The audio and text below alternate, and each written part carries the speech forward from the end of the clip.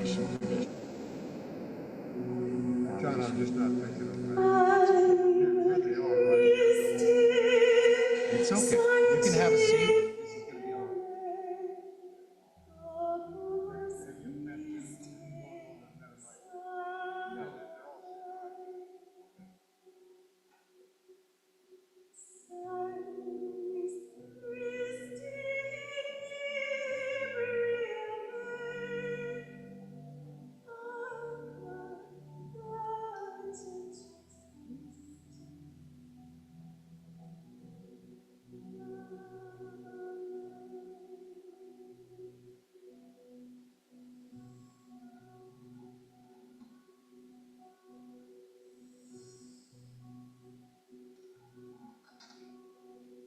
You want to met them,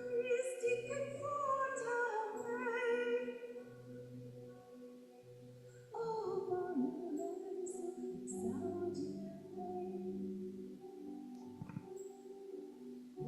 they're all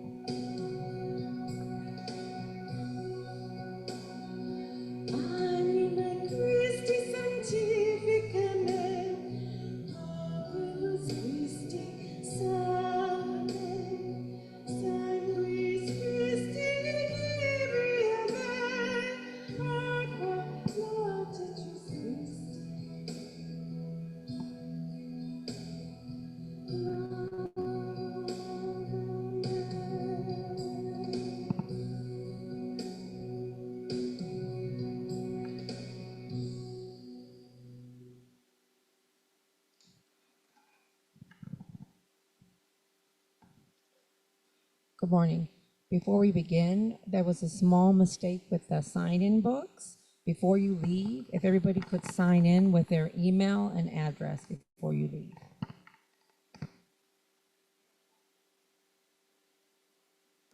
It's not working? There was a small mix-up, two mix-ups now. There was a small mix-up with the sign-in books. Before you leave, if you could sign in with your name and address and email. Thank you.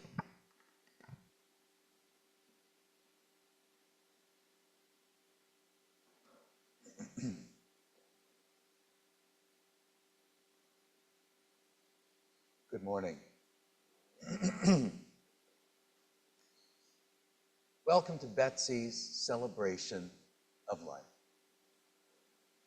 My name is John Snodgrass. I'm a teacher at Canisius University, and I'm one of the Sunday speakers who work in this congregation. One of the hardest things about putting together a service like this is figuring out what songs to sing. And we were very fortunate because this congregation was planning for an event for which each member got to select a couple of favorite songs for us all to sing together. And in the week after Betsy passed away, Peter found an index card in which she had written down 3 song titles. And so these 3 songs, Glow Little Glowworm, and The Angels Sing, and When the Saints Come Marching In. These were the songs, these were Betsy's requests for this service. Not for this service,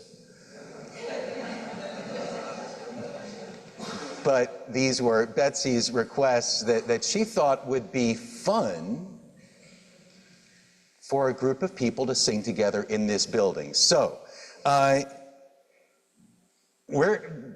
going to lead us in these songs. If you, like me, have never heard some of these songs before, I welcome you to just let the whatever guide you in the melody. We've given you the words. And together we are going to sing Glow Little Glowworm. But we're only going to do the first verse and the last, largely due to the fact that the song is way too long. And in number 2, the inner words for me, looking at this, I cannot see them. and I'm doing it in the style of Patty.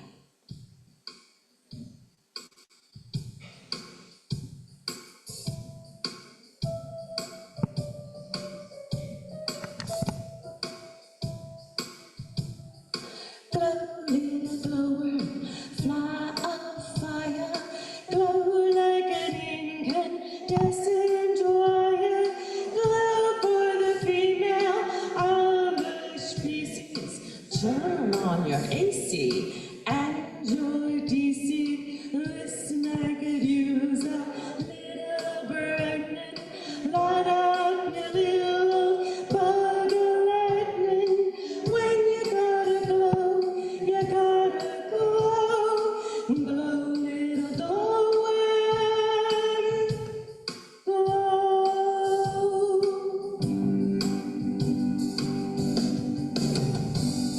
Shine, little glowworm, glimmer, glimmer. Shine, little glowworm, glimmer, glimmer. Lead us west till far we wander. Love's sweet voice has called us yonder. Shine, little glowworm, glimmer, glimmer. Shine, little glowworm, glimmer, glimmer. Light up the path below above and lead us on to love. Glow, little glowworm, pour a shower and glow, little glowworm,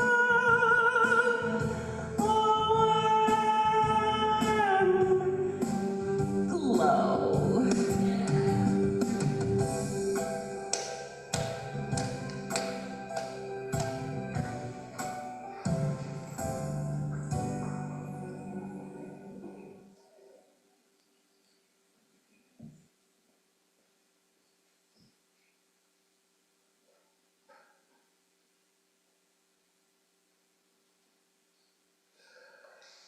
A quote from Margaret Mead: "Never doubt that a small group of thoughtful, committed citizens can change the world.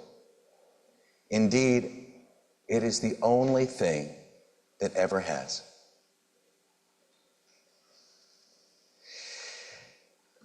In the back of the hymnal, and I hope there's one within reach,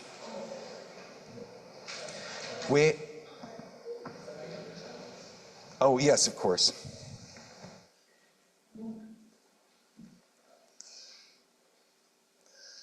I've skipped the chalice lighting. That's all right. If you've never been to a Unitarian Universalist service, or if you wonder if, Unitarian Universalist church is some kind of oxymoron, and maybe it is.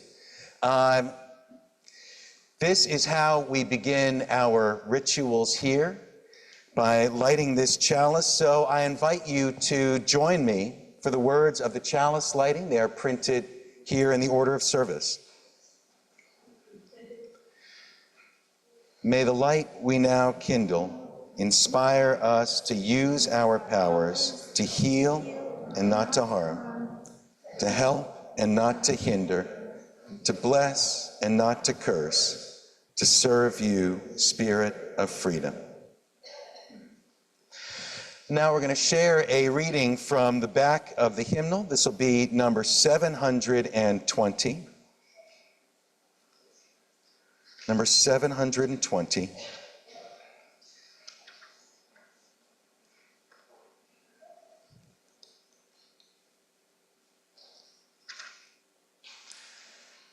And I'll read the parts in standard font, and please join me for the sections in italics. In the rising of the sun and in its going down, we remember them. In the blowing of the wind and in the chill of winter, we remember them. In the opening of buds and in the rebirth of spring, we remember them. In the blueness of the sky and in the warmth of summer, we remember them. In the rustling of leaves and in the beauty of autumn, we remember them. In the beginning of the year and when it ends, we remember them. When we are weary and in need of strength, we remember them. When we are lost and sick at heart, we remember them. When we have joys we yearn to share, we remember them. So long as we live, they too shall live, for they are now part of us as we remember them. And there is a song that we always sing when we gather here. It's called Spirit of Life. And the words are printed in your leaflet here. And I welcome you to sing it with us now.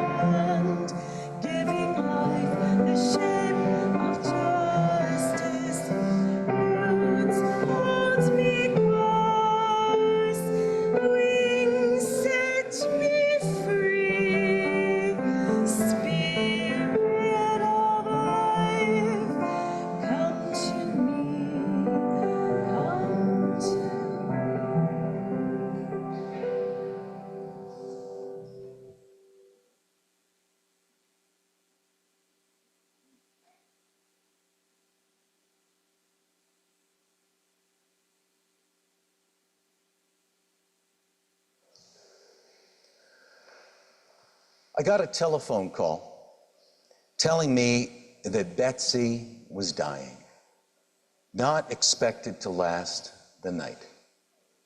And the news hit me, and I wondered, what was the last thing I said to her? Did I even say goodbye? And all that came to mind was a joke that I had told in a Sunday service about a guy who skipped his wife's funeral to attend a football game. That telephone call was in February of 2022, almost exactly 3 years before the phone call that told me that she was gone. That call 3 years ago to say that she wasn't expected to survive the night, she defied those expectations. And as painful as that phone call was, I'm grateful for it because it gave me 3 years to prepare. And when the call came a few weeks ago to tell me that she'd passed away, I didn't have to worry about the last thing I had said, because in this last 3 years, I have never left this building without letting her know what she means to me. So I have to thank Peter for that call, a wake-up call, or whatever's the opposite of a wake-up call.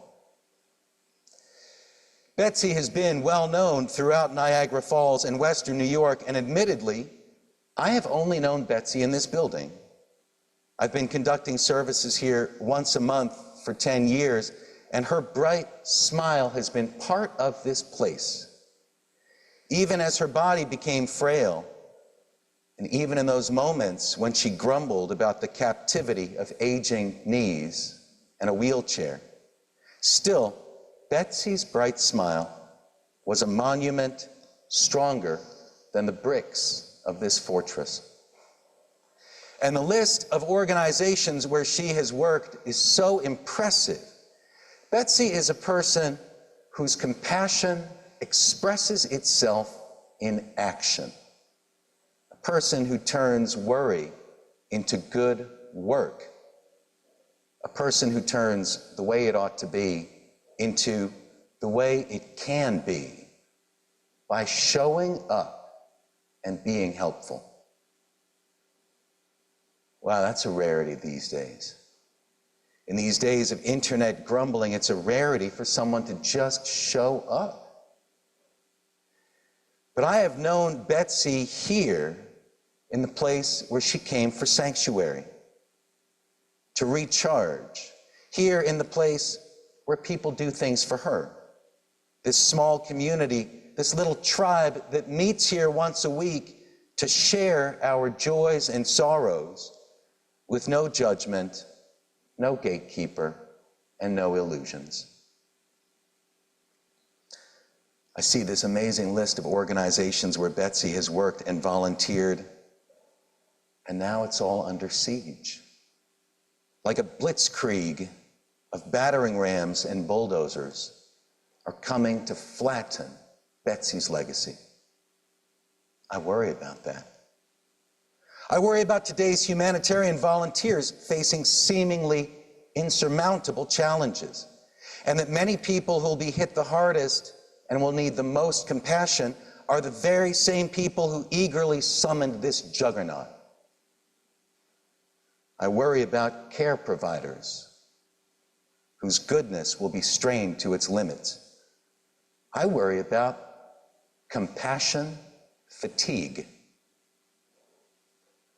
I worry, and then I think of Betsy, someone who turned worry into good work. Pick up a hammer and build. Pick up a spoon and serve. Pick up a phone and remind someone that they are human. Well, now that work is ours. And years from now, we will know people who never got to meet Betsy, never got to see her smile or hear her laugh, and no combination of words that we say will make our Betsy real to them. But I hope that the next generation will get to say, yeah, I know someone who's bright and fun and supportive, but you never met Betsy. And I hope that they can look at one of us and say, no, I'm talking about you. We can't be Betsy, but what she's been for us, we can be for others. That's how she lives on, and that's how we move forward.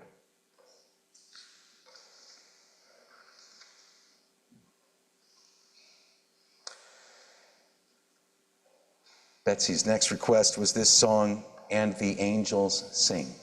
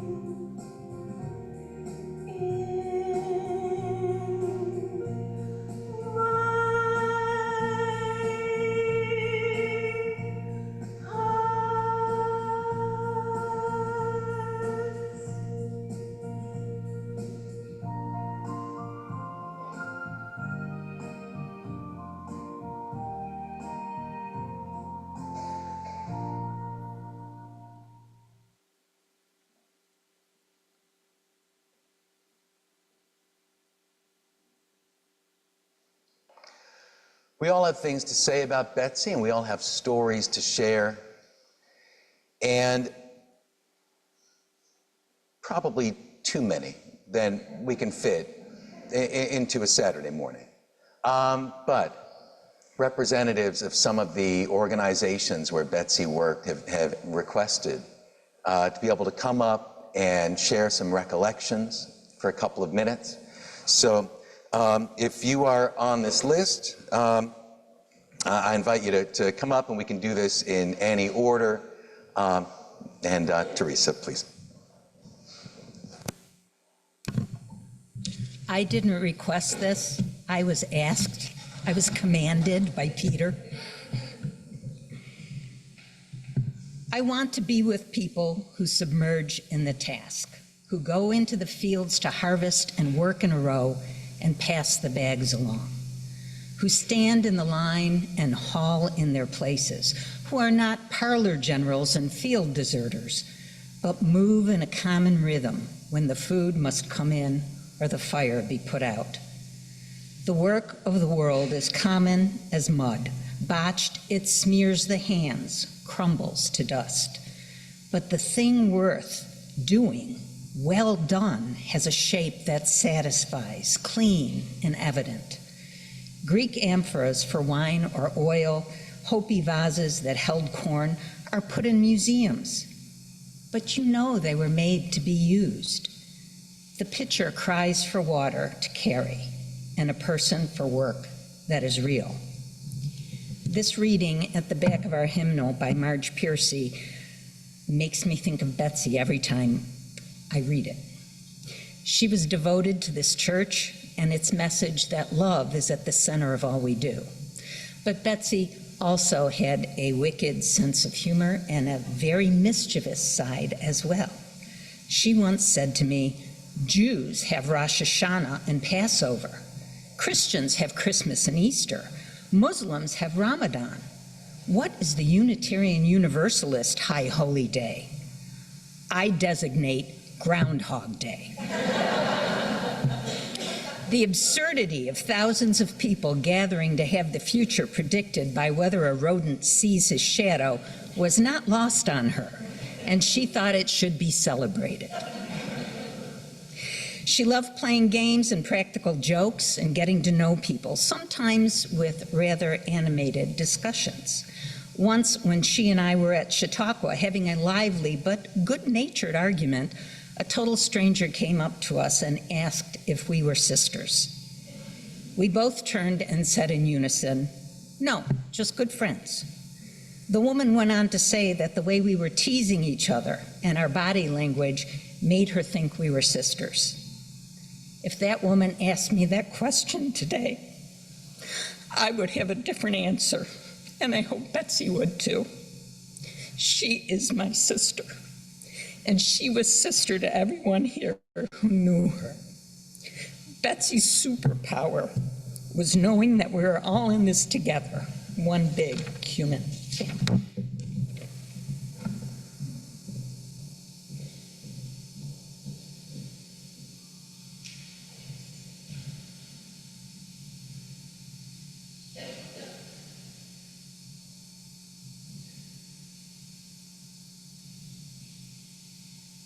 Next.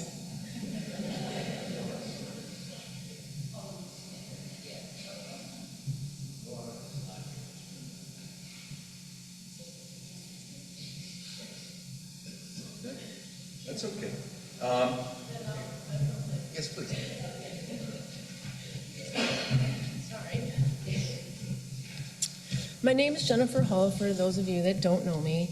I crossed paths with Betsy at multiple points in my life. First shopping at the book corner as a child, and then serving on nonprofit boards together as an adult. I'm here as a current member of Planned Parenthood of Central and Western New York. Betsy was a long-time supporter, advocate, and volunteer and friend of Planned Parenthood. She served on the board of Planned Parenthood of Niagara County in the late 1980s and early 1990s, part of that time as the president. She received the 1993 Margaret Sanger Award for her service. Betsy was instrumental in raising funds for the facility on Williams Road that opened in 2002. She was a warrior for women's rights before it was cool. After Betsy's term on the board, she remained active. In Betsy's own words from a 2013 Buffalo News article, she said, "I am a proud volunteer for Planned Parenthood. I have seen a great many changes over the last several decades. For a time, I served as an escort helping women seeking access to health care. I'm so nervous. Can you hear my heart beating? More than 90% of Planned Parenthood services are preventive. Life-saving cancer screenings, breast health services, testing and treatment for sexually transmitted infections and birth control and more. Planned Parenthood is a leader in education against unintended pregnancies. But no matter what services women were seeking, they were yelled at by protesters. And though I was just there to help women, I was told to get a life. Well, this is a life, helping women in distress." Betsy was always the first to RSVP to our Niagara Falls fundraiser and brought friends hoping to get them involved. I couldn't wait to see what she'd be wearing. Her big artisan earrings with her short hair always caught my eye. Even though I was in my 40s, I would think, I want to grow up and be Betsy. She was concerned about young women being complacent about their reproductive rights. She would remind them what the women of her generation had to go through to put them in place. I had just spoken with her a week before her death. She was looking forward to coming to a Planned Parenthood event at the Connection, our teen center. Betsy's dedication to Planned Parenthood was so important, but I have to say some of my fondest memories were from our work with the Niagara Beautification Commission. When we were working, she was out there just a couple of years ago picking up garbage in the city market. While we would work, she would talk about her family, her children and her grandchildren. So strong and sassy. She liked to tell, I messed up everything. So anyway, she liked to tell stories about her children and grandchildren. She was obviously very proud and loved you all. I'm sorry for your loss.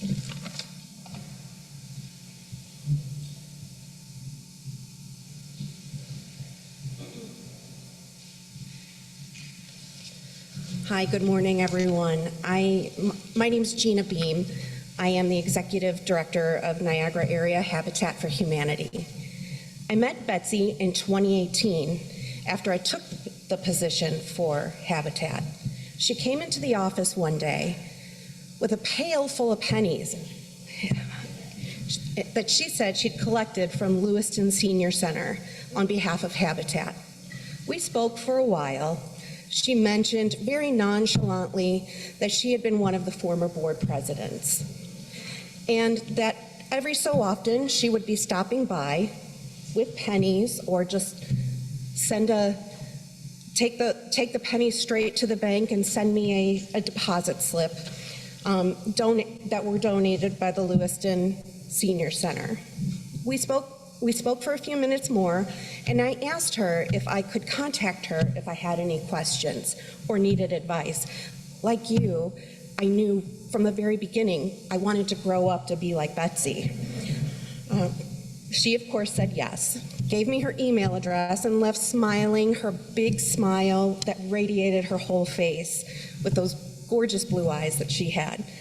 At the time, I can remember thinking to myself, I'm messing mine up too, so I'm sorry. I love how even her blue eyes twinkle when she smiles. I had not put together in my head at that point that she was the Betsy that I had already heard so much about. I had heard about Betsy from several construction and office volunteers, from board members, and some of the partner families that we had served. I heard that she worked on our construction sites with partner families and volunteers to help build Habitat homes. I've seen pictures of Betsy on several construction sites, one of which was the Women Build House. She worked with Beautify Niagara to plant flowers around Niagara Falls and at the Habitat Partners families homes, sorry. I was told that Betsy had been very close to our Habitat homeowners, that she helped them transition into their new homes and into their lives as new homeowners, because it is very different renting and then owning your own home. I heard that she started the gingerbread house event in Lewiston, where families came and purchased small gingerbread houses that they could decorate together and take home for Christmas. I've been told that she was instrumental in setting up the Pennies for Homes campaign, where many churches and stores in Niagara Falls, Grand Island, and Lewiston kept model-sized cardboard houses at their locations, and that folks could drop their extra change into these homes as a donation to Habitat. We still do this fundraiser with Lewiston Senior Center, but I had no idea that at one time it was a much larger program that partnered with so many area churches and stores. I really am going to recommend that we go back and do that again in her honor to help Habitat homeowners. I think it's a fabulous idea. There were many times that I would see Betsy in the grocery store at the Tops in Lewiston, and she was always so kind to me and willing to answer any questions I would come up with right on the spot. And I always felt bad as we were making our ways down the lane because I kept asking her more questions in every aisle. She was so gracious. I'd see her out with her friends for lunch, and she always said hi to me and asked how I was doing and wanted to know how Habitat was, but it was never in a way that was like that. She was always wishing me well. I very much felt that, and felt that she had the vision of what we all should be doing to help our communities. Over the last 7 years, I have learned about so many good works and traditions that she started at our Habitat affiliate. And in almost every instance, she played a major role in bringing these ideas and traditions to fruition. Betsy has been described to me as a woman that was born to volunteer, and whatever was needed, she was there to see that the need was fulfilled. At Habitat, we say, Habitat builds strength, stability, self-reliance, and shelter. And that Habitat not only builds homes, but together, we build community. To me, this is the embodiment of Betsy Diachun, and we are all better for having known her. Thank you for allowing me to share with you today.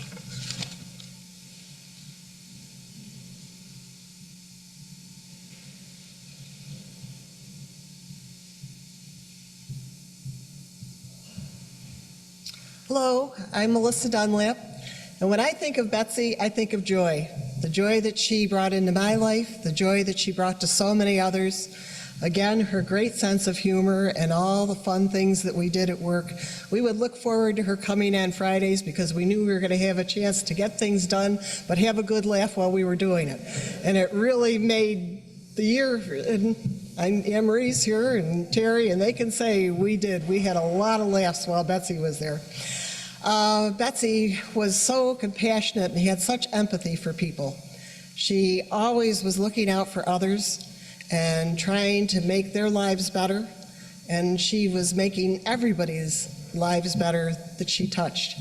Betsy and I met in 1992. We were doing an exhibit at the Niagara Falls Convention Center, and it was a huge exhibit. We moved the cars and some buggies and everything, and I just had such fun working with her, and she said, "Would you like me to come volunteer?" And I said, "Yes." So we really had a good time. I enjoyed Betsy's interests. She was very creative, not only in writing songs and ditties and things of that, but she went to a lot of different classes. She went to the beadwork classes at the museum, and she just was willing to try anything. And that was one of her best assets, was Betsy would try anything once.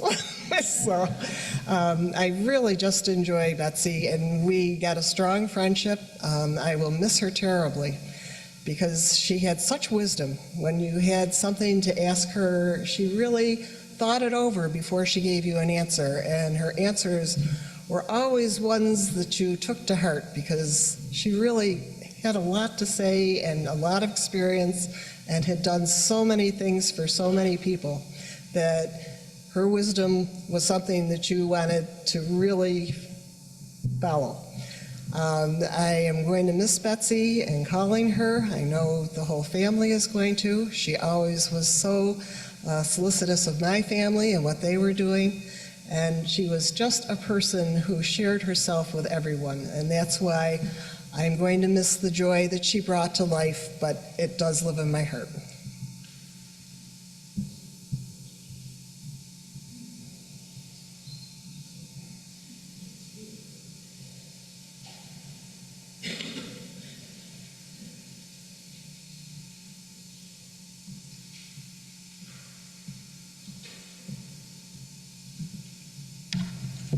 Good afternoon. I'm Marge Gillis. I'm former president or chair of the Niagara Beautification Commission, so I've been asked to speak on behalf of what we call NBC. You know, Betsy was a perfect member. She was a financial supporter who served on the board of directors until just a few years ago, and as a frustrated advocate for many projects, most notably the Whirlpool Fence project. The Whirlpool fence ran along the gorge, and it was an eyesore. Betsy had a plan to partner with Habitat for Humanity, and we would get supplies by donations. We would bring our own paintbrushes, and we would start at it. So we were to meet at the aquarium first, and as we were gathered there, we would then go all the distance until the bridge. So that's a pretty long direction that we had to be in. We started at the aquarium in May, and we ended in a snowstorm in October by the bridge. Betsy was there all the time. We were warned that the city would stop us. This often happened with Niagara Beautification Commission projects. But Betsy said we could ask for forgiveness later. Oh, dear Betsy, the police are here. They came as soon as we started. Then they left after conferring with the mayor in that area. Betsy wound up in the process of working along the fence, sitting on the ground, cross-legged, which many of us cannot do even today. And she was chatting with a friend who was also painting at the same time. And she was sitting on a very, very healthy, unhealthy patch of poison ivy. Amazingly, she said she never got any damage from that poison ivy. She itched a little, but she was fine. Good heavens, Betsy. Betsy, along with other volunteers, worked on the margin of John B. Daly Boulevard on a project to weed and replant the entire strip. The NBC installed a garden plan and continued to maintain it. An angry state landscaper called the police once again to arrest us because we were in his territory. Betsy persuaded him otherwise with her amazing reason and wit. She said she volunteered because the city of Niagara Falls was her city. I loved hearing that. It's best when we work together, isn't it? Betsy loved fun, making some of the toughest days bearable. I admired everything she did. But Betsy insisted in the beginning that I should be the treasurer of NBC, not my skill set.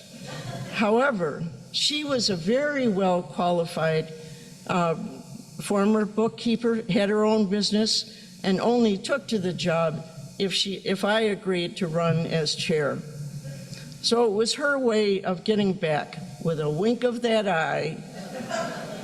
And then she said, after I was elected, "Gotcha, Marge."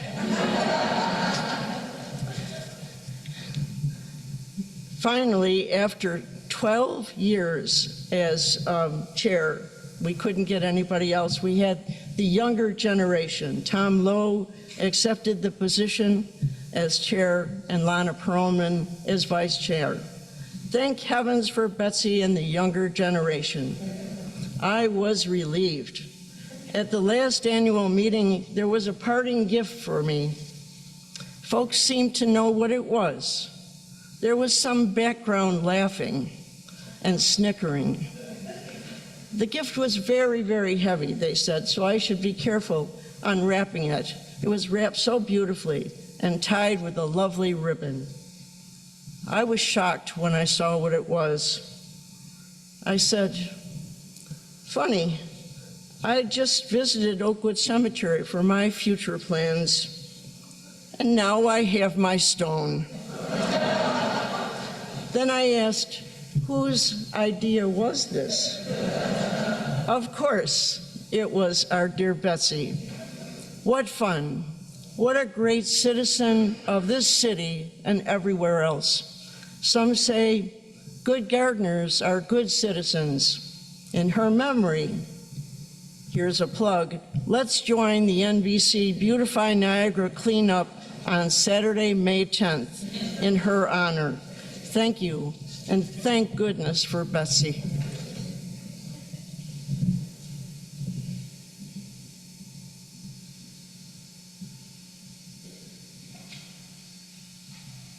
I don't know how I'm going to follow up stories about police coming to that. I'm Betsy Constantine, and I work at the Community Foundation for Greater Buffalo. I'm here to talk a little bit about the Niagara Area Foundation.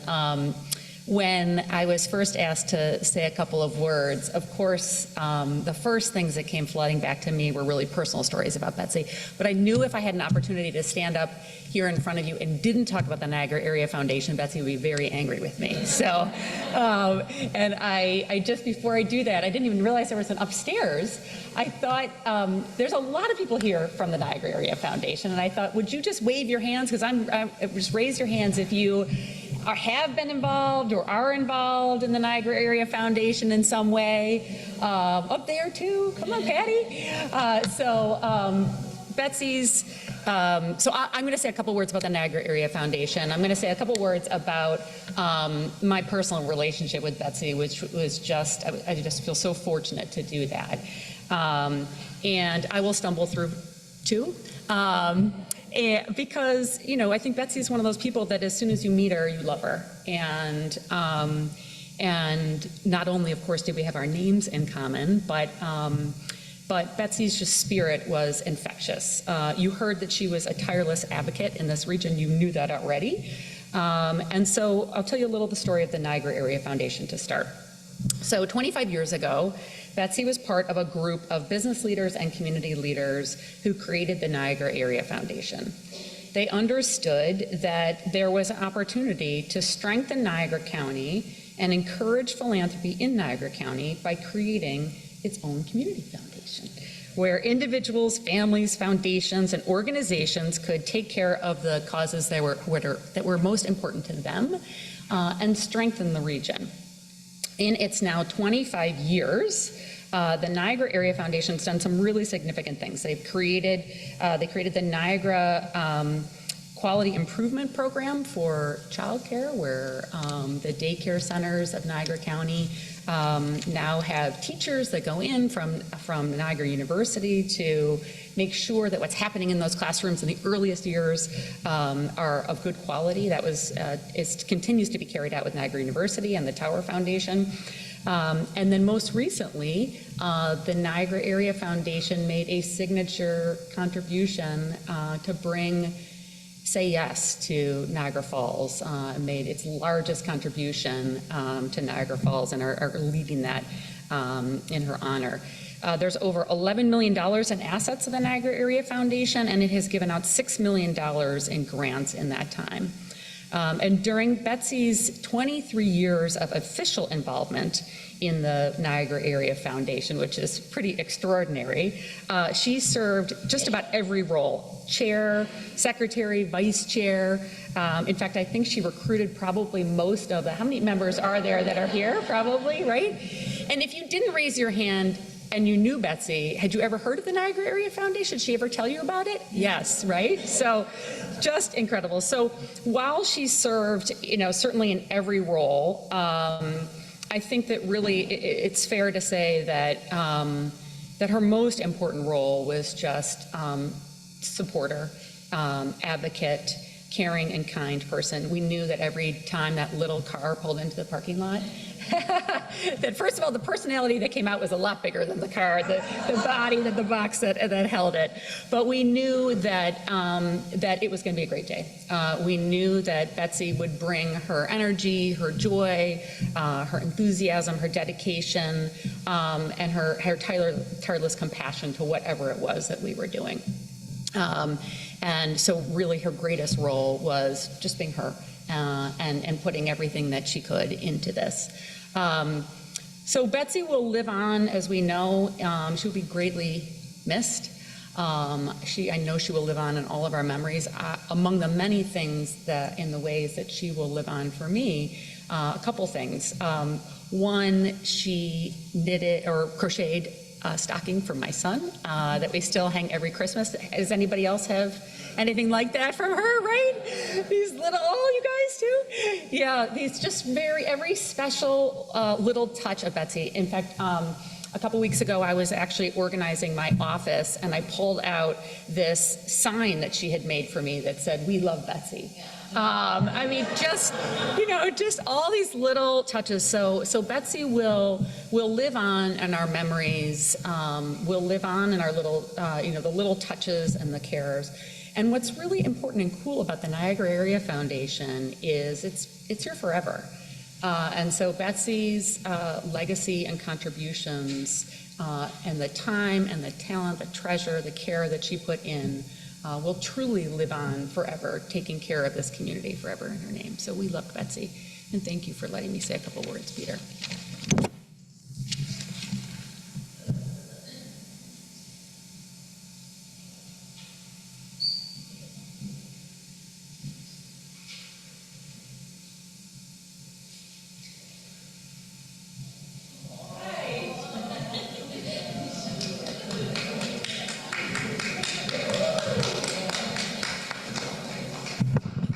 Three guesses where we're from.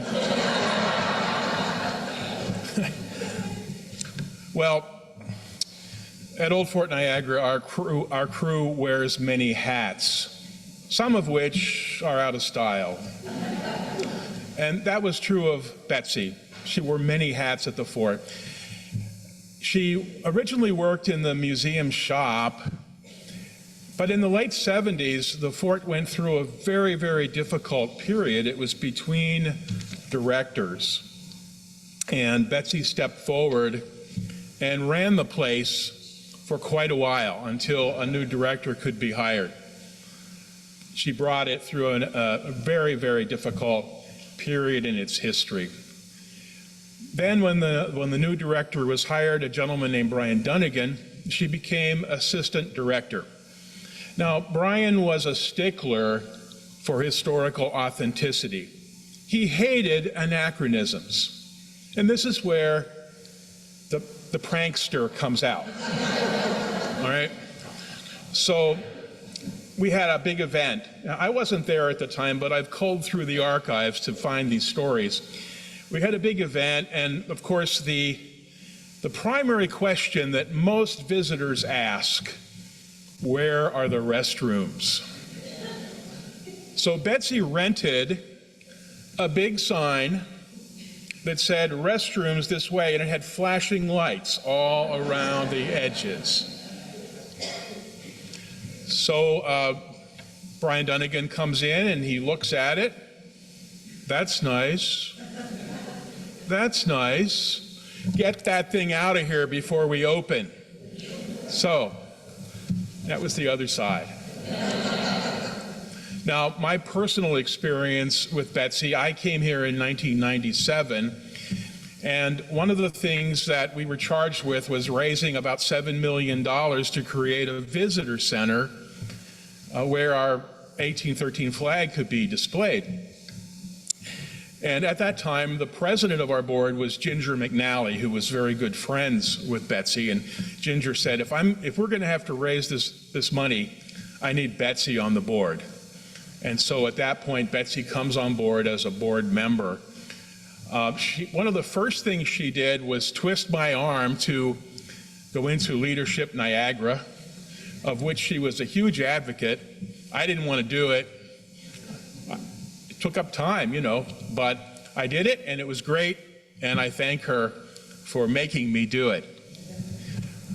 She was very, very active in all of the programs that we ran, and the final thing that she helped us with was the Buffalo Philharmonic Orchestra used to come out and play concerts at Old Fort Niagara. They were very, very popular. We would pack in 1,000 people, but they were also very costly.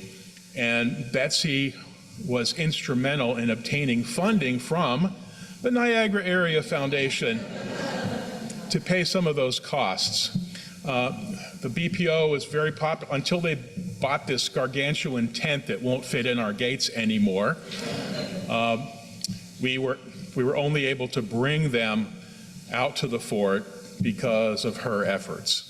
So in conclusion, I would just like to, I brought Aiden along, who's dressed as a War of 1812 soldier, and we are going to ask Aiden to present arms in Betsy's memory.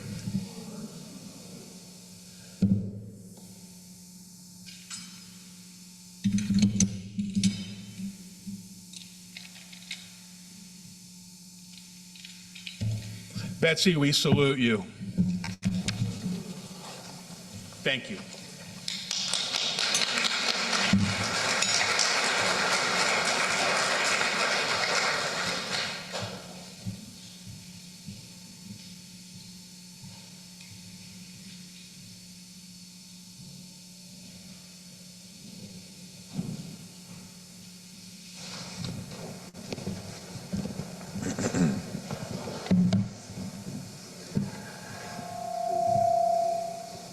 We'll have more time to share stories and recollections of Betsy downstairs after the service. For now, please join me for the words of extinguishing the chalice. They're printed here in the order of service. We extinguish this chalice, but not the light of truth, the warmth of community, or the fire of commitment. These we carry in our hearts until we are together again. And the other song that was on Betsy's little request sheet, interestingly enough, was When the Saints Go Marching In.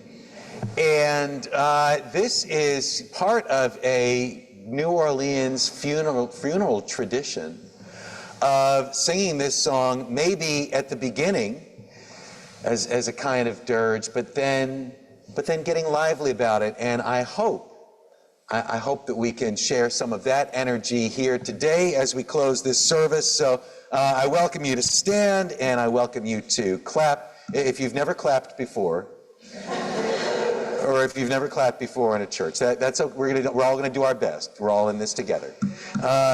But please join me for When the Saints Go Marching In. But we're only going to do the chorus at least 3 or 4 times. But you can stand up and clap and march.